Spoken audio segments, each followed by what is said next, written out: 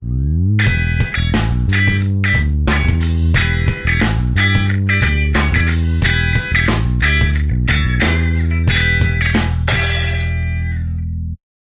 a anexação da Bósnia acontece, o primeiro-ministro russo, indignado, questiona o Nicolau II pelo ocorrido. E só aí que ele descobre que o ministro Ivolsky havia sido responsável por tecer essa articulação. Começa uma pressão enorme em cima do czar, feita pelo próprio chanceler, para o czar voltar atrás. E diante de uma enorme consternação pública de jornais demandando também que a Rússia fizesse uma intervenção em apoio à Sérvia. Resultado, o czar volta atrás. E o Izvolsky, o grande pivô do acordo, vai a público denunciar a Áustria-Hungria. Vai a público denunciar o expansionismo austro-húngaro. O interessante na história é que autoridades austro-húngaras não desmentem o Izvolsky, que é um tema ainda em debate entre estudiosos. Mas o fato é, o pivô do acordo desmente o próprio acordo e passa publicamente a apoiar a demanda sérvia e a apoiar a necessidade de uma conferência internacional para resolver o expansionismo austro-húngaro nos Balcãs. Em outras palavras, a Sérvia tem que ser recompensada por esse expansionismo. Se a Áustria-Hungria agora anexou a Bósnia, a Sérvia tem que ser recompensada territorialmente por isso. Em particular, o grande sonho russo era recompensar a Sérvia com uma saída para o mar, com uma saída para o Adriático. O grande sonho russo e o grande terror da Áustria-Hungria. Porque uma saída sérvia para o Adriático provavelmente seriam portos a serem utilizados por embarcações russas, inclusive embarcações militares. Muito bem. Posição da Rússia pública por uma conferência internacional. França apoia a demanda. Grã-Bretanha apoia publicamente a demanda. Era preciso agora receber o apoio, sobretudo, da grande potência da Tríplice Aliança. Qual é a posição da Alemanha quando a demanda pública russa por uma conferência vem? Estamos há 2 anos de Algeciras. Provavelmente a memória de Algeciras contou para a Alemanha ser enfática ao dizer que não haveria conferência internacional. Temos um impasse. 3 potências, em particular uma, a Rússia, demandando uma conferência internacional para resolver o problema balcânico, e uma grande potência publicamente desmentindo e negando que uma conferência iria acontecer. Só tem 2 maneiras de uma crise como essa ser resolvida. Ou um dos lados cede, ou os lados entram nas vias de fato, porque não há muito o que fazer. Nesse contexto, é importante deixar bem claro, do ponto de vista militar, França e Rússia estão numa situação muito inferior à Alemanha. A Rússia, inclusive, tinha acabado de sair da guerra contra o Japão. Estamos há 3 anos da guerra russo-japonesa. Então, do ponto de vista militar, essa atuação alemã, ela foi feita no momento em que a Alemanha sabia que, do ponto de vista territorial, ela tinha, não naval, evidentemente, mas territorialmente, ela tinha condições, sim, de impor uma derrota caso uma guerra explodisse. Mesmo em 2 frentes. Essa era a perspectiva do Estado-Maior alemão, em 1908. Caso, de fato, a Rússia quisesse levar a situação às últimas consequências. E a França, por sua vez, deixa entender para São Petersburgo, e esse é um ponto muito importante, pessoal. A França deixa entender para São Petersburgo que a aliança que eles têm, aquela aliança que nós analisamos na última aula, lembre que era uma aliança defensiva? Vocês lembram disso? Essa aliança defensiva, diz a França, não inclui um ataque russo nos Balcãs em proteção à Sérvia. Ou seja, se a Rússia intervir nos Balcãs em proteção à Sérvia, a França não entenderá esse ato como um casus foederis, ou seja, um caso da aliança, um caso que estaria incluso na aliança. Saindo em termos técnicos e colocando em termos estritos, o que isso significa? Significa que se a Rússia intervir nos Balcãs, a França não se sentirá comprometida a cumprir a aliança militar que ela tem com a Rússia. A Rússia teria que fazer isso sozinha. Isso foi a deixa para a Rússia, de fato, recuar. Não há conferência internacional. A Bósnia é anexada formalmente. E eu não preciso dizer para vocês os vários problemas, né, que isso gera, sobretudo ressentimentos que isso gera, na Sérvia, na Rússia e mesmo na própria França, mas sobretudo em sérvios e russos. Não é à toa também que após essa crise, tanto França, mas em particular Rússia, passam a investir fortemente em seus respectivos exércitos. Uma corrida armamentista surge a partir da Guerra da Bósnia, em particular tendo França e Rússia em detrimento da Alemanha. E a preocupação russa e francesa era sobretudo não apenas em termos de equipamento militar, mas em termos de mobilização das tropas. Tanto é que a França promove vários empréstimos para a Rússia nesse contexto, no início dos anos 10, empréstimos visando construção ferroviária. Por que construção ferroviária? Para deslocamento das tropas russas o mais rápido possível para a fronteira próxima à Alemanha. Numa guerra moderna, mobilização é fundamental. 2 dias de atraso numa mobilização de uma tropa, você pode perder uma área estratégica e ao perder uma área estratégica você pode comprometer toda a guerra. Então, a Guerra da Bósnia, na verdade, a crise e quase guerra da Bósnia, gera uma corrida armamentista muito perigosa e um ressentimento fortíssimo tanto na Sérvia como na própria Rússia. Claro isso aqui? Alguma questão? Por favor. Entendi. Fala mais alto de novo para os seus colegas poderem te... Senão eu tenho que repetir a sua pergunta. Eu não entendi que a Sérvia buscava a anexação da Bósnia também. Se você olha para a Áustria-Hungria, o sul da Áustria-Hungria é composto por eslavos, etnicamente falando, como os sérvios o são. Então a Sérvia tinha um projeto de construir uma grande Sérvia que englobasse todos os eslavos do sul da Áustria-Hungria. Bósnios, croatas, eslovenos. Isso, evidentemente, não significa que não existam contradições e rivalidades entre esses povos, como a história da Iugoslávia vai mostrar que existia. Mas o fato é que o projeto da Grande Sérvia, nesse contexto, envolvia a Bósnia, envolvia a Croácia austro-húngara, envolvia regiões do Império Austro-Húngaro. Qual era a vantagem para a Rússia nesse contexto? Qual que era a vantagem para a Rússia? A Rússia, tendo uma grande Sérvia nos Balcãs, que foi o que a gente discutiu no início da aula, ela teria um país estratégico, não só nos Balcãs, mas próximo aos estreitos, que para ela é fundamental. Agora a gente vai para a terceira crise. Não percam a conta e nem o fôlego, por favor. A terceira crise que a gente vai discutir não é mais uma crise, é uma guerra. É uma crise que depois se transformou numa guerra. Guerra entre Itália e o Império Turco-Otomano de 1911 a 1912. A partir daqui, as nossas crises e guerras vão ser cada vez mais próximas, tanto que alguns autores entendem que a Primeira Guerra Mundial começa aqui. Começa em 1911 e não em 1914. Aí seria uma guerra de quase uma década, ao invés de uma guerra de 4 anos e meio. É uma interpretação talvez um pouco forte, mas sem sombra de dúvida, se não a guerra ítalo-turca, pelo menos as guerras balcânicas podem ser vistas quase num processo de continuidade, muito menos do que de quebra. O que gera a guerra ítalo-turca? Em primeiro lugar, lembrando vocês ao que nós falamos do acordo entre França e Itália de 1902, né? Ou seja, a França reconheceria interesses estratégicos da Itália na Líbia e a Itália reconheceria interesses estratégicos da França no Marrocos. Quando há uma mudança de status quo no norte da África em 1911, mudança que já começa depois de Algeciras, que mudança é essa? Quando o Marrocos transforma-se num protetorado francês, a Itália vê-se na obrigação de também ter o seu direito sobre a Líbia garantido. Ou seja, se a França adquirir o protetorado sobre Marrocos, os meus interesses privilegiados na Líbia devem ser concretizados. Só que tem um problema. A Líbia, como eu falei anteriormente, ela é parte do Império Turco-Otomano.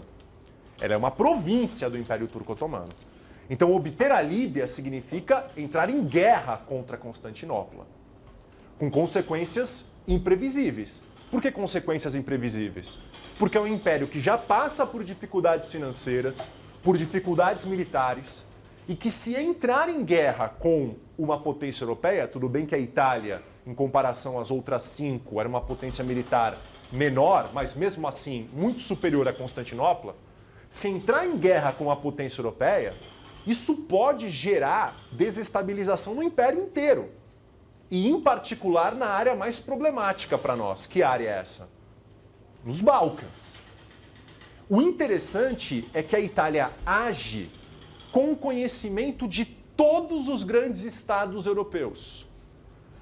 A justificativa que alguns historiadores deram, né, nos anos 50, 60, de que a Itália não tinha plenas consciência, né, das consequências possíveis de uma intervenção no Império Turco-Otomano, isso, documentos recentes mostram que não se sustenta. Até o próprio rei Vítor Emanuel III tinha consciência.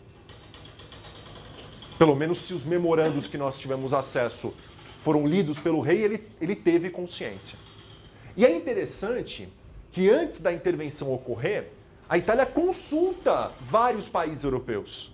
E os resultados são opostos. Diferentemente do que você pode imaginar. Você poderia imaginar países da aliança em apoio à Itália e países da Entente supostamente sem apoiar uma atuação italiana. O contrário ocorre. Em todas as consultas oficiais que autoridades e representantes italianos fazem junto a britânicos, franceses e russos, sinal verde.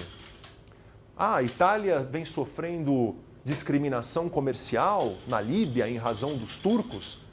Normalmente intervenções europeias na África ou em grandes impérios asiáticos do Oriente Próximo são justificadas por causa de discriminações. Esse é um sinal clássico pré-intervenção. França, Grã-Bretanha e Rússia dizem que se discriminações estão ocorrendo, a Itália tem que fazer valer os seus direitos. Em discurso diplomático você entende o que isso significa. Quem tenta segurar a Itália de maneira interessante é a Áustria-Hungria e a Alemanha. Em particular a Áustria-Hungria. A Áustria-Hungria mais preocupada com uma intervenção italiana contra o Império Turco-Otomano. Exatamente porque ela teme instabilidades nos Balcãs. Possibilidade de macedônios, albânios quererem, né, independência e isso poder gerar uma instabilidade que a afetasse em termos dos seus interesses nacionais. De segurança nacional em particular. Apesar das negativas ou das tentativas de restrição de Áustria-Hungria e Alemanha, Itália declara guerra e invade a Líbia em 1911, sob justificativa de discriminação comercial, como nós colocamos. No início, a Itália domina o litoral da Líbia com facilidade. Só que o interior, não. E a guerra se prolonga. O que parecia ser um conflito de alguns poucos meses, alguns falavam até em semanas, para o Império Turco se render, transforma-se num conflito de meses e meses e meses, até que a Itália toma uma decisão bastante forte. Não bastava apenas atacar a Líbia para forçar a paz com Constantinopla, a Itália começa a atacar as áreas centrais do poder do Império Turco-Otomano. Ilhas otomanas no Mediterrâneo e no Egeu, e inclusive atacar bases militares otomanas nos estreitos. Tanto que os estreitos de Bósforo e Dardanelos são fechados por algumas semanas durante os ataques italianos. Ou seja, se já um ataque para a Líbia poderia trazer instabilidade, imagina um ataque nos próprios centros do poder de Constantinopla. O fato é que Áustria-Hungria e, sobretudo, Rússia, que vê o seu comércio exterior altamente comprometido por causa da guerra, e mesmo a Alemanha, começam a pressionar Constantinopla a ceder a Líbia, a assinar a paz e acabar com a intervenção italiana nas áreas mais próximas aos estreitos. Em outubro, com pressão fortíssima das grandes potências, Constantinopla assina a paz e entrega a Líbia para os italianos. Mas olha que interessante. Outubro de 1912, o Império Turco assina a paz. No mesmo mês, na verdade, na mesma semana, o Império Turco-Otomano é obrigado a entrar numa outra guerra. Não com a Itália, de novo, obviamente. Mas aonde? No local mais temido por Viena, que, se iniciasse um conflito, poderia gerar instabilidades na região, nos Balcãs. Ou seja, termina a guerra ítalo-turca e, no mesmo mês, iniciam-se as guerras balcânicas. Antes de falar um pouquinho sobre as guerras balcânicas, eu queria relembrar aqui, porque eu imagino que vocês já esqueceram, né? A gente falou isso há quase meia hora atrás, queria relembrar visualmente o que o Império Turco-Otomano ainda tinha nos Balcãs. A Macedônia Otomana. Então é um território substancial, como você pode ver, não é pequeno, tá? Ali em cima você vê a Sérvia, Montenegro, Bulgária e a Grécia ao sul. Quando a guerra entre Itália e Império Turco-Otomano explode, o grande medo, tanto de Áustria-Hungria quanto de Rússia, era que uma das duas potências se utilizassem da desestabilização do Império Turco-Otomano para quê, pessoal?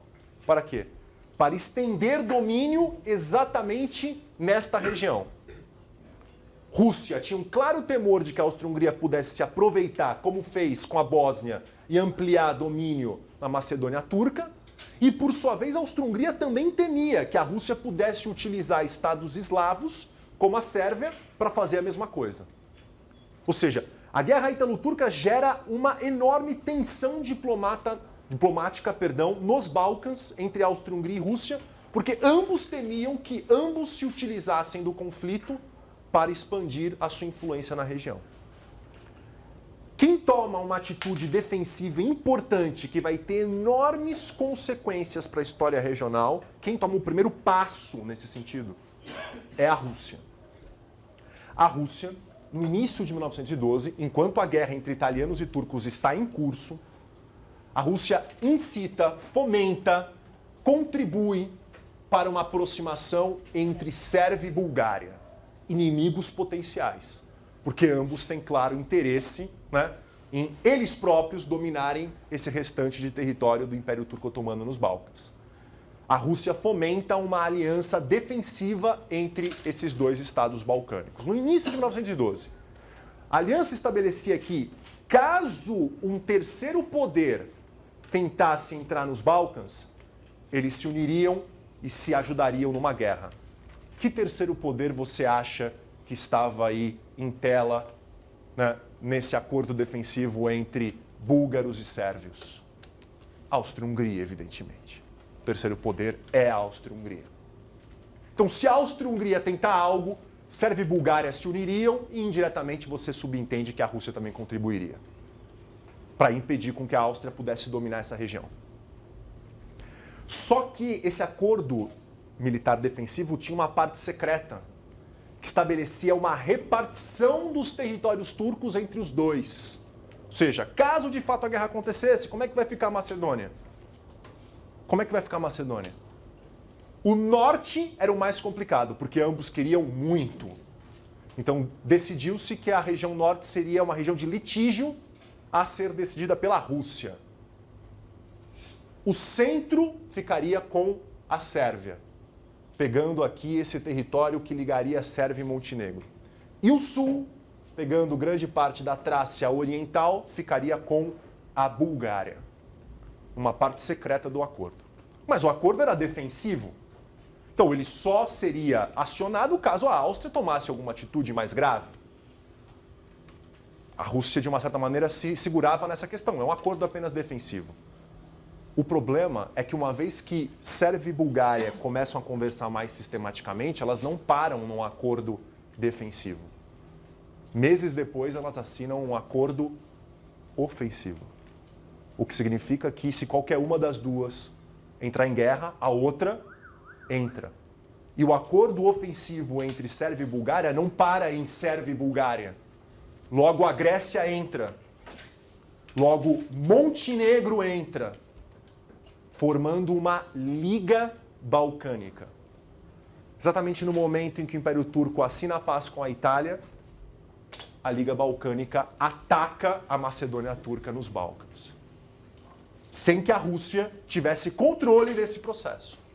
De uma aliança defensiva, de um acordo defensivo influenciado pela Rússia, surge um acordo ofensivo que vai motivar a Primeira Guerra Balcânica do final de 1912. Em 2 meses, pessoal, em 2 meses, a Macedônia Turca deixa de existir. Em 2 meses, as áreas do Império Turco Otomano nos Balcãs são dominadas pelos países balcânicos, com exceção de uma pequena região aqui da Anatólia Europeia, com exceção de uma pequena região próxima aos estreitos. O resto está em Mostarda ali, o resto é dominado pelos países balcânicos. Aí vem a grande questão. A grande questão é: como esses territórios serão repartidos? Essa é uma questão absolutamente crucial. Porque se esses territórios são repartidos e geram um engrandecimento da Sérvia, isso é exatamente o contexto mais tenebroso para quem, pessoal? Para a Áustria-Hungria. Então, como esses territórios serão repartidos? Será que o protocolo secreto do acordo defensivo entre Sérvia e Bulgária vai valer? Será que o norte vai ser litígio, o centro vai ficar com a Sérvia e o sul vai ficar com a Bulgária? Ou será que esse protocolo secreto não vai valer e as potências têm que sentar todas numa mesa para decidir como dividir isso? Desta vez parecia que o concerto estava funcionando, porque com o apoio de Londres e da Alemanha, decidiu-se que uma situação como essa, com um grau enorme, uma potencialidade enorme de instabilidade, não poderia ficar nas mãos apenas dos Estados balcânicos. O concerto europeu teria que entrar em cena e as potências se reúnem em Londres. Entre o final de 1912 e meados de 1913. Na verdade, existe uma pausa, né? São 2 momentos distintos da conferência. Tá? Ela não é contínua. Qual é o grande interesse austro-húngaro na Conferência de Londres? Indiretamente, impedir o engrandecimento da Sérvia. Mas como instrumentalizar esse interesse, pessoal? Como impedir esse engrandecimento? Ela própria não pode se colocar como detentora de territórios na região. Isso seria visto como um acréscimo ao expansionismo austro-húngaro, já iniciado, na visão dos sérvios, com a Bósnia. Então, seria muito complicado a Áustria-Hungria demandar um pedaço para si. Mas ela pode impedir o engrandecimento da Sérvia instrumentalizando a sua demanda, em particular via um povo importante que vivia na antiga Macedônia Turca. Que etnia, que povo é esse? Os albaneses. O slogan austro-húngaro na Conferência de Londres, olha que interessante, é: os Balcãs para os povos balcânicos. A Áustria-Hungria defendendo autodeterminação. Temos que criar uma Albânia independente. A Albânia independente, só para ficar bem claro para vocês, eu volto no mapa, significaria com certeza uma coisa para a Sérvia. O que significaria para a Sérvia? Não ter acesso ao mar. Isto aqui seria a Albânia independente. A Rússia protesta, mas de fato há um argumento muito forte: a região é majoritariamente povoada por albaneses. Não tem um argumento étnico que pudesse embasar o expansionismo sérvio, a não ser a utilização de expressões pejorativas contra a cultura bárbara dos albaneses que não teriam condições de se autogovernar, na visão de alguns sérvios e de alguns russos. Tirando argumentos pejorativos como esse, a Áustria tinha força. E a Albânia será criada. A Rússia cede, a Sérvia é obrigada a ceder, a Albânia será criada, mas com um porém. Nem todas as regiões da Península Balcânica com maioria albanesa formará a nova Albânia. Regiões importantes de maioria albanesa seriam dadas, e essa foi uma demanda russa fundamental, para a Sérvia. Inclusive Kosovo. Kosovo vira área sérvia, ratificado pela Conferência de Londres. Então, surge a Albânia, mas cuidado com a noção de autodeterminação. É autodeterminação, pero no mucho. Tem limites.